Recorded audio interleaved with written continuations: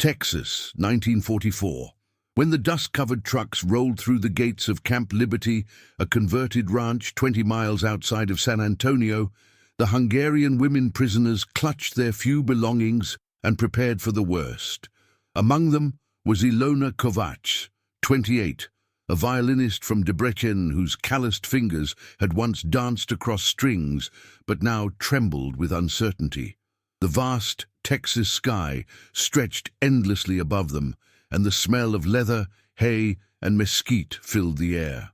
What none of them expected was the sound of genuine laughter coming from the American guards, or the sight of actual cowboys tipping their hats in respectful greeting. Before we continue, subscribe and hit the bell. Here, we retell the human stories forgotten by war. The barracks were simple but clean, wooden structures with proper beds, not the cold concrete floors they had feared. Ilona found herself assigned to Barrack 7 with 12 other women, including Margit, a nurse from Budapest, and Zuzana, a schoolteacher from Pécs. The first evening, as they sat on their bunks trying to process this strange new reality, a guard approached with an interpreter, a middle-aged Hungarian-American man named Josef, who had emigrated before the war. "Ladies," Josef translated, his accent thick with both Texas drawl and Hungarian warmth. "Tomorrow, there's something special happening in town, the annual Lone Star Rodeo and Parade. The sheriff and the camp commander want to know if any of you would be interested in participating." The women exchanged bewildered glances. Participate? In an American celebration? Ilona's violin case sat beside her bunk, and she instinctively reached for it. "What kind of participation?" she asked through Josef. "Well," the guard, Sergeant Murphy, grinned beneath his weathered cowboy hat, "we heard some of you ladies might have musical talents, and maybe some would like to learn to ride horses for the parade. It's all voluntary, of course, but the whole town's excited about showing some hospitality." The word hospitality hung in the air like an impossible promise. These were the same people whose sons and brothers they had been fighting against just months ago. Yet here was Murphy, his blue eyes crinkling with what seemed like genuine kindness, asking if they wanted to ride horses and make music. That night, Ilona lay awake, listening to the distant sound of cattle lowing and wondering if this was all some elaborate psychological game. She had heard stories, terrible stories, about what happened to prisoners of war. But the mattress beneath her was comfortable, the blanket warm, and through the window she could see stars that looked exactly like the ones over her childhood home in Debrecen. "Ilona," Margit whispered from the next bunk, "do you think they're serious? About the horses?" Ilona touched her violin case again. "I don't know, Margit, but tomorrow maybe we'll find out what American kindness really looks like." Outside, a coyote howled in the distance, and somewhere in the camp an American soldier was playing a harmonica, a slow, melancholy tune that sounded almost like a Hungarian folk song. For the first time in 2 years, Ilona fell asleep to music instead of air raid sirens. The next morning brought the sound of spurs jingling and horses whinnying. Ilona woke to see actual cowboys, not soldiers dressed as cowboys, but real ranch hands with sun-weathered faces and gentle hands, leading a string of horses toward the camp. She pressed her face to the window, watching as these men in worn leather chaps and faded denim shirts prepared what looked like an impromptu riding school. "Ladies, breakfast first, then adventures," called Josef, translating for Sergeant Murphy, who stood beside a particularly beautiful Palomino mare. "Anyone who's interested in learning to ride for Saturday's parade, come on out after you eat." The mess hall buzzed with nervous energy. The American cooks had prepared what Josef explained was a proper Texas breakfast: eggs, bacon, biscuits with gravy, and coffee so strong it could wake the dead. Ilona sat with her violin case beside her, still uncertain about everything. "I'm going to try," announced Zuzana, the schoolteacher. "My grandfather raised horses in Hortobagi. How different can it be?" 8 women eventually gathered in the makeshift riding area, including Ilona, who had decided that if this was some kind of trap, at least it was a beautiful one. The lead cowboy introduced himself as Jake Morrison, a man in his 50s with kind eyes and patient hands. "Now, ladies," Jake said through Yosef's translation, "these horses here are as gentle as church mice. We picked 'em special. This here's Buttercup," he patted the Palomino, "and she's carried kids, grandmothers, and at least 3 preachers who were scared of their own shadows." The first lesson was simply getting acquainted. Jake showed them how to approach the horses, how to let the animals smell their hands, how to stroke their necks with confidence. Ilona found herself paired with a gentle bay mare named Melody. "She's got a musical name, just like you," Jake said, having learned about Ilona's violin through Joseph. "Maybe you two were meant to be partners." As Ilona's hands touched Melody's warm neck, something extraordinary happened. The horse turned her large, dark eyes toward the Hungarian woman and seemed to recognize a kindred spirit. Here was another female who had perhaps known uncertainty, who had learned to trust carefully. "You're beautiful, Melody," Ilona whispered in Hungarian, and somehow the horse seemed to understand the tone, if not the words. The morning passed with basic lessons: mounting, sitting properly, holding the reins. Jake and his fellow cowboys, Tommy and Red, were endlessly patient.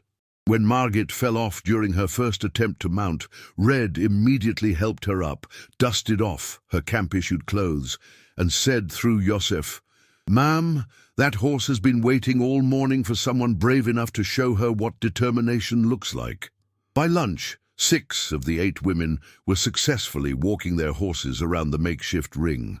Ilona discovered that Melody responded to her violin-trained sense of rhythm and timing. When she relaxed and moved with the horse's natural gait, everything became smooth and graceful.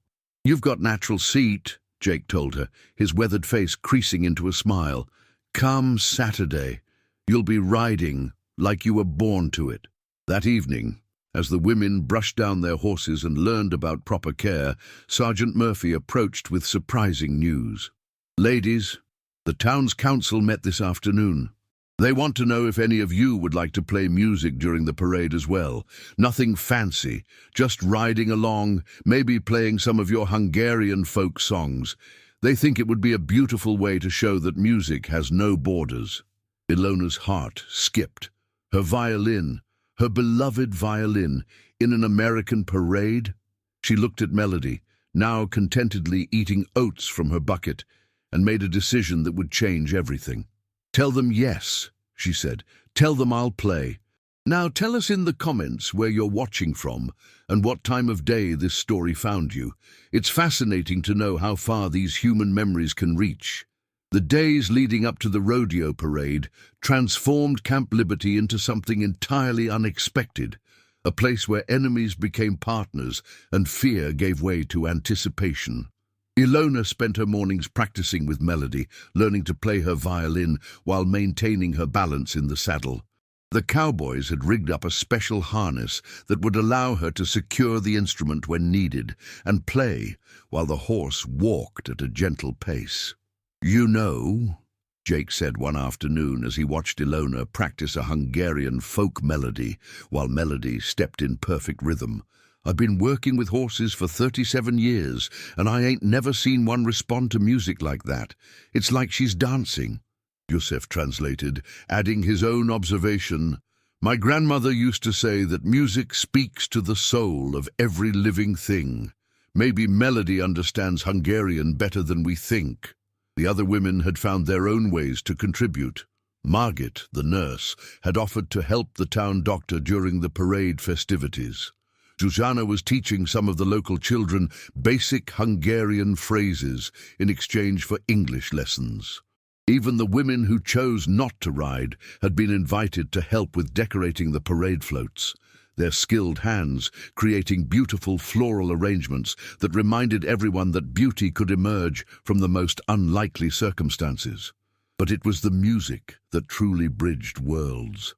In the evenings after the riding lessons and camp duties, Ilona would sit outside her barrack and play.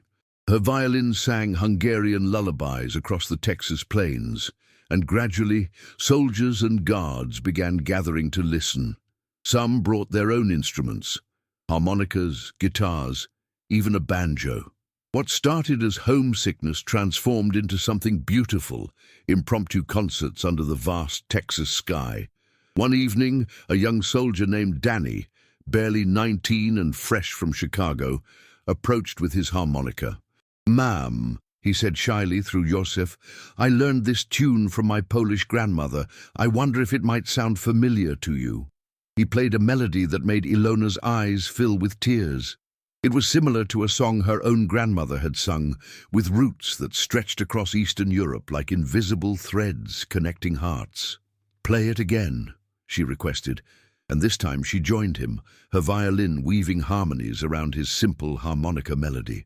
Soon, other voices joined in, Hungarian women humming, American soldiers adding their own harmonies, creating something entirely new, yet anciently familiar. Sergeant Murphy, watching from his office window, made a note in his report that night. Cultural exchange, proceeding beyond expectations. Music appears to be universal language for building trust and mutual respect. The real test came 3 days before the parade when Jake suggested a full dress rehearsal. The women would wear the traditional Hungarian blouses and skirts that some of the local church ladies had sewn, along with cowboy hats decorated with colorful ribbons. They would carry both Hungarian and American flags, and Ilona would play as they rode through town. "Now, I won't lie to you ladies," Jake said honestly through Yosef's translation. "Some folks in town are still pretty worked up about the war. Most are curious and welcoming, but there might be a few who aren't so happy to see enemy prisoners in their parade. You need to be prepared for that." Ilona nodded, understanding. She had expected hatred, not kindness. If some Americans couldn't accept their presence, she could hardly blame them. What surprised her was how much she now wanted to prove that Hungarians could be worthy of the kindness they had been shown. The dress rehearsal began at dawn. 8 Hungarian women on horseback, led by cowboys who'd become friends, riding slowly through the main street of a Texas town while a violin played songs of longing and hope. Shop owners stepped out to watch, children pointed and waved, and elderly ladies clutched handkerchiefs to their eyes. Mrs. Patterson, who ran the general store, called out something that Josef translated with a smile. "She says your music is so beautiful, it makes her think of her own grandmother's songs from Ireland. She wants to know if you'll play at her church sometime."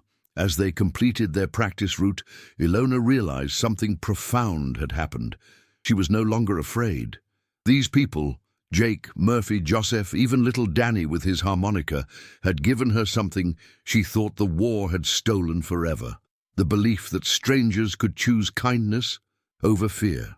"Saturday," she said to Melody as they returned to camp, "Saturday will show them that Hungarian hearts can be grateful even when everything is broken." The horse whinnied softly as if she understood perfectly. Saturday morning arrived with the kind of bright Texas sunshine that made everything seem possible. Ilona woke before dawn, her stomach fluttering with a mixture of excitement and terror. Today, she would ride through an American town as a prisoner of war, playing her violin for people whose sons were fighting against her homeland. The contradiction should have been unbearable, yet somehow it felt like the most natural thing in the world. The Hungarian women gathered early for final preparations. Local church ladies had indeed sewn beautiful traditional blouses with intricate embroidery, and the cowboy hats, decorated with ribbons in both Hungarian and American colors, looked like symbols of hope rather than surrender. Ilona carefully tuned her violin, while Melody waited patiently, seeming to sense the importance of the day. "Ladies," Sergeant Murphy announced through Joseph, "I want you to know that today you represent something bigger than all of us. You're showing this town, this country, that humanity doesn't have borders. I'm proud to serve alongside you." The words hit Ilona harder than she expected. Alongside. Not over, not guarding, but alongside.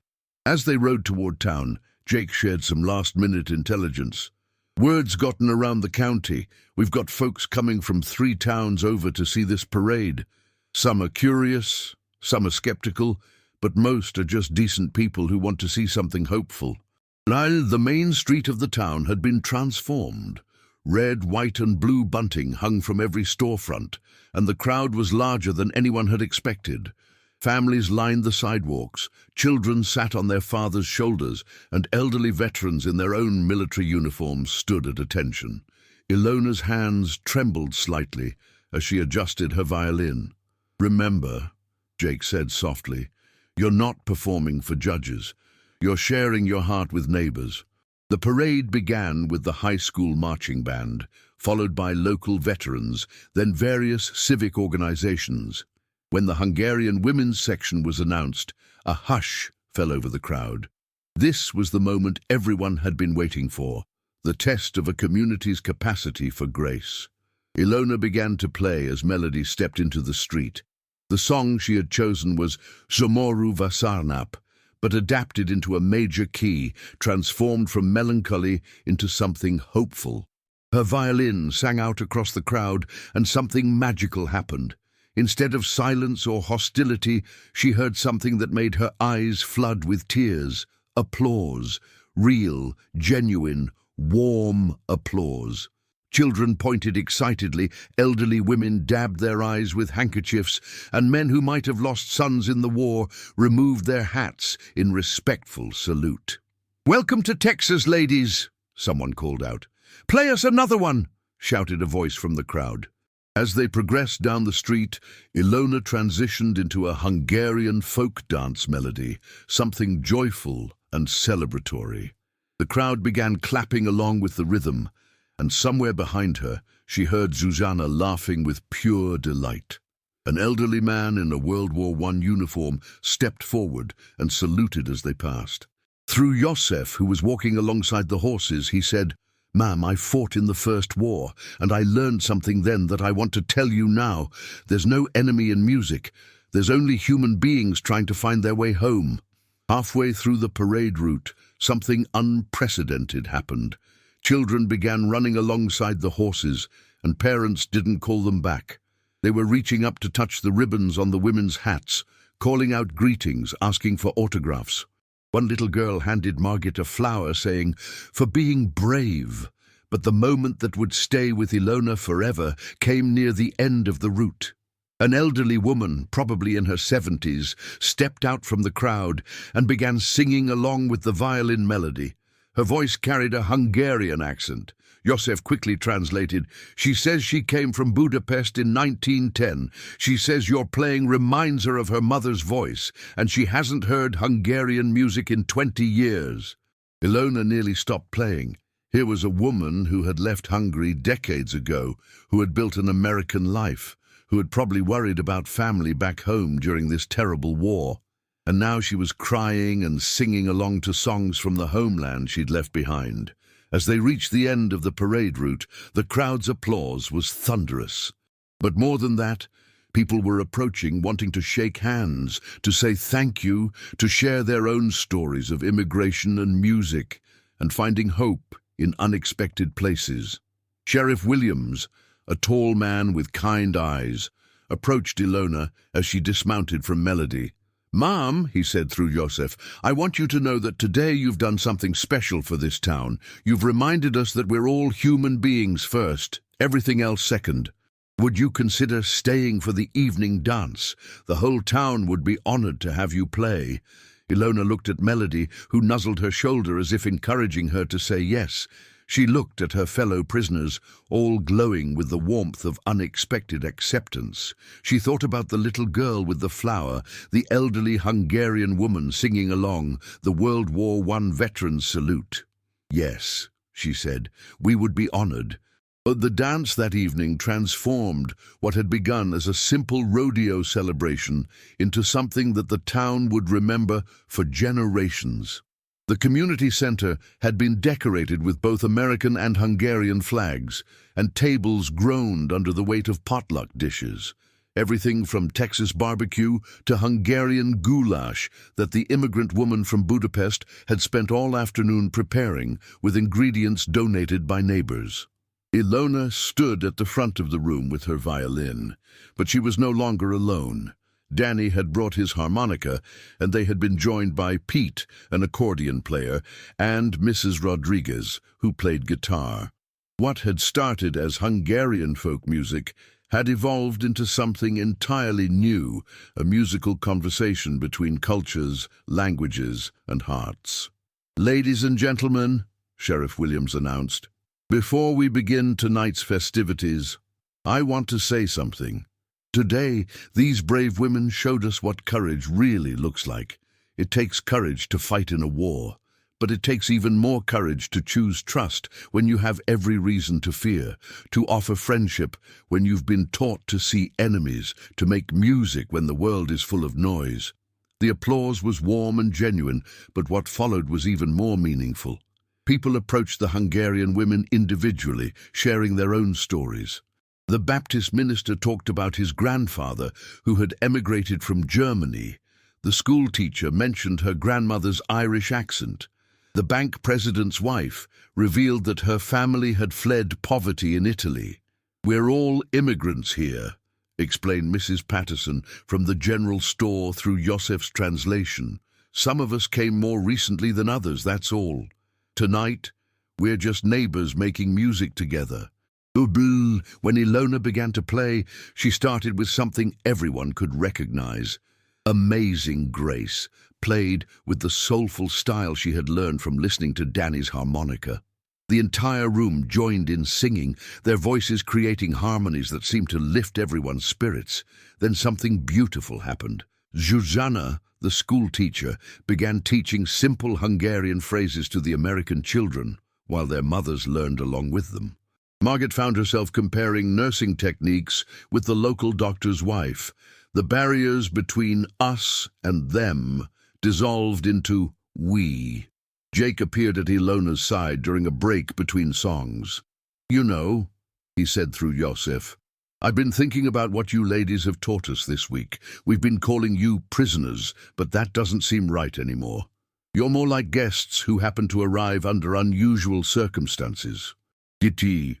The dancing began with traditional American square dances, with cowboys calling out instructions that Yosef frantically translated. The Hungarian women gamely attempted to follow along, laughing at their mistakes and being patiently guided by their American partners. Then Zsuzsanna suggested teaching some Hungarian folk dances, and soon the entire room was attempting the complex steps of a czardas. "This is harder than riding melody," Ilona laughed as she tried to demonstrate the proper footwork while holding her violin. The evening's most touching moment came when the elderly Hungarian-American woman, who had introduced herself as Anna Kovacs, remarkably sharing Ilona's surname, approached with a request. "Please," she said in Hungarian, tears in her eyes, "play Tavasi Sel. My mother sang it to me every night when I was small. I haven't heard it in so long." Ilona began the gentle lullaby, and Anna's voice joined in, cracked with emotion, but pure with memory. Soon, other voices were humming along, Americans who didn't understand the words but recognized the universal language of a mother's love song. As the evening drew to a close, Sheriff Williams made an announcement that surprised everyone, including Sergeant Murphy. "Ladies, the town council met during the dance tonight. We'd like to extend an invitation. Would you consider staying in town for the rest of your time here? We have families willing to host you, jobs for those who want them, and a community that would be honored to have you as neighbors." Ilona looked around the room at faces that had become familiar and dear. She thought about her violin, which had found new songs in this unlikely place. She thought about Melody waiting in the stable, and about Jake's patient kindness and Danny's shy musical partnership. "We are still prisoners of war," she said through Yosef. "We don't know what will happen when the war ends, where we'll be allowed to go, whether we can ever return to Hungary." "Then, until that time comes," said Mrs. Patterson, "you're not prisoners here, you're family." As they rode back to Camp Liberty that night under a canopy of Texas stars, Ilona realized that something profound had shifted. She had arrived in Texas expecting punishment and found instead a different kind of home. The war would end eventually, and difficult decisions would have to be made about the future. But tonight, she had learned something that would stay with her forever. Kindness was a choice, music was a bridge, and sometimes enemies became family when you gave them the chance. "Thank you, Melody," she whispered to her horse. "Thank you for teaching me to trust again." In the distance, a harmonica played a gentle melody, Danny practicing the Hungarian lullaby Anna had taught him. And for the first time since the war began, Ilona fell asleep to the sound of hope. If this story moved you, leave a like. It helps Ilona's story reach more people and reminds us what war tried to erase, our shared humanity. Subscribe to the channel, leave a like, and tell us in the comments which part touched you most, because sometimes peace begins when we retell the past with empathy. 15 years after the war ended, Ilona Kovacs Morrison stood in the doorway of her music school in downtown San Antonio, watching her students practice for their annual recital. The afternoon sun streamed through windows that overlooked the same street where she had once ridden Melody in that unforgettable parade of 1944. Now, in 1960, her violin studio bore a simple sign, Morrison Music Academy, where every heart has a song.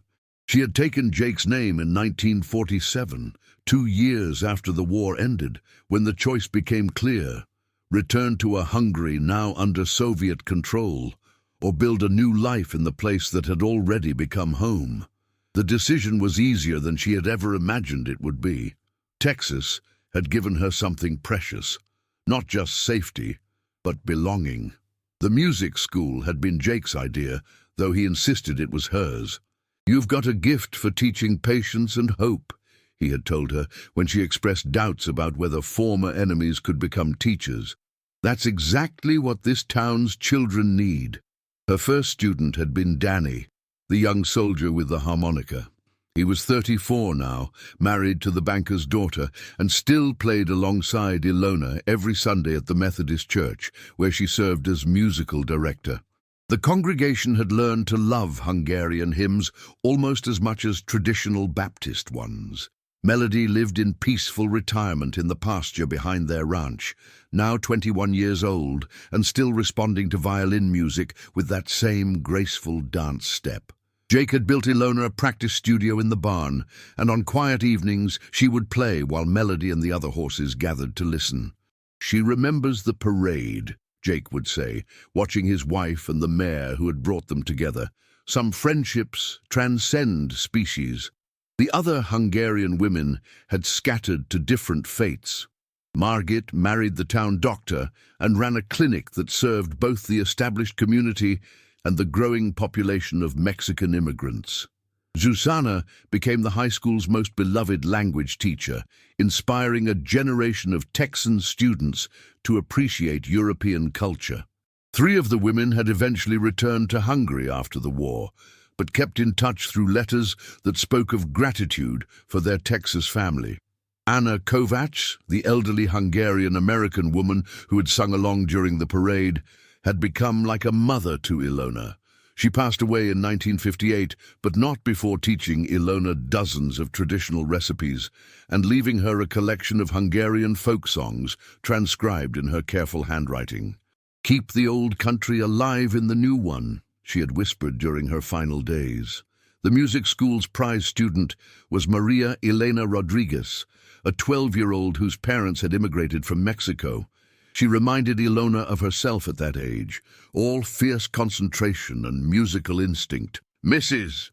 Morrison," she would ask in her mix of English and Spanish, "will you teach me one of those Hungarian songs, the ones that sound like crying but happy crying?"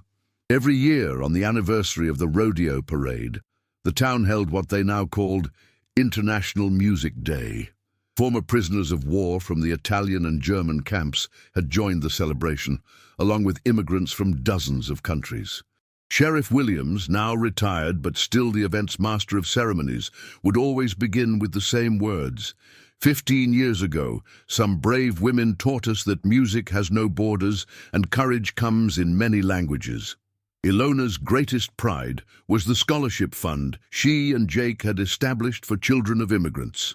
The Morrison Kovacs Music Scholarships helped dozens of young people discover that their heritage was not something to hide, but something to celebrate and share. The scholarship recipients performed every year at International Music Day, creating the kind of beautiful cultural tapestry that made audiences weep with joy. But perhaps the most meaningful legacy was something simpler and more personal. In her kitchen, Ilona kept a wooden box containing letters from all over the world, from former students who had moved away, from Hungarian refugees who had heard about the Texas town that welcomed strangers, from American soldiers who had served at Camp Liberty and remembered the night when enemies became neighbors. One letter, received just last month, came from Budapest. A young violinist named Petra had written, "Mrs. Morrison, my grandmother told me about a woman who played Hungarian folk songs in Texas during the war. She said this woman proved that music could build bridges even when governments built walls. I am learning to play your arrangements of our traditional songs. Someday, I hope to visit Texas and play them with you." On quiet Sunday afternoons, Ilona would sit on her porch with Jake, watching the Texas sunset paint the sky in shades of hope. He would work on his leather crafts while she practiced new arrangements, the same peaceful partnership they had discovered during those extraordinary days in 1944. "You know what I think about sometimes?" Jake would say, looking up from his work. "That scared young woman who thought she was being led to punishment and found herself being invited to a parade instead." "She was never really scared," Ilona would reply, though they both knew it wasn't true. "She just needed to remember that courage isn't the absence of fear, it's the decision to trust anyway." The violin school's motto, painted in elegant script above the main entrance, captured the essence of everything Ilona had learned during those transformative months as a prisoner of war. Music is the language we speak when words are not enough. And then every evening, as she locked the school and headed home to Jake and their quiet ranch, Ilona could hear it. The echo of that first Texas applause, the memory of a community that chose welcome over fear, and the promise that somewhere, somehow, music would always find a way to turn strangers into family. Years later, when historians would write about prisoner-of-war camps during World War II, they would note Camp Liberty as an example of enlightened treatment. But for Ilona, it was simpler than that. It was the place where she learned that home isn't where you're born. It's where you're brave enough to let yourself be loved. The music continues, and the bridge between hearts grows stronger with each song shared, each story told, each moment when someone chooses hope over fear. In loving memory of all those who found unexpected kindness in the darkest of times, and who taught us that humanity's greatest victories are often won not on battlefields, but in the quiet moments when strangers decide to become neighbors.